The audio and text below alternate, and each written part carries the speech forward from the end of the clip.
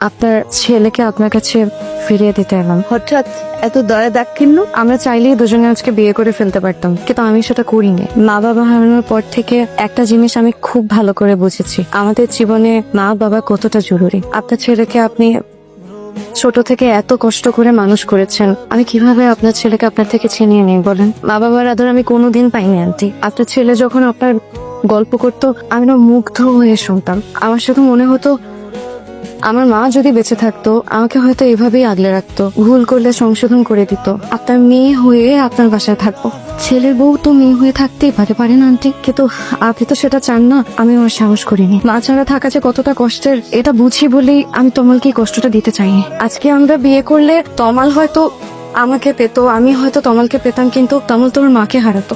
আমি এটা কোনোদিন চাই না আন্টি। খুব ভালো লেকচার দিয়েছো, হাততালি দেওয়া উচিত ছিল। প্রতারণা করেছো তোমরা। অবশ্য তোমাকে প্রথম দিন দেখেই মনে হয়েছে যে তোমার মধ্যে সমস্যা আছে, ওই অলক্ষণে ব্যাপার স্যাপার আছে আর কি।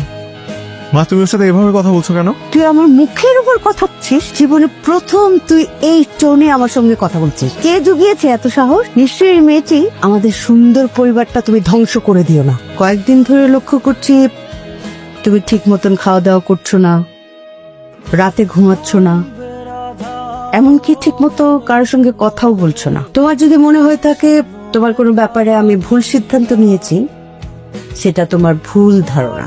মা কখনো তার সন্তানের বিষয়ে ভুল সিদ্ধান্ত নেয় না। কদিন পরেই তো তোমার ফ্লাইট, সো প্রিপারেশন নাও। হাতে তো আর সময় বেশি নেই, তাই না?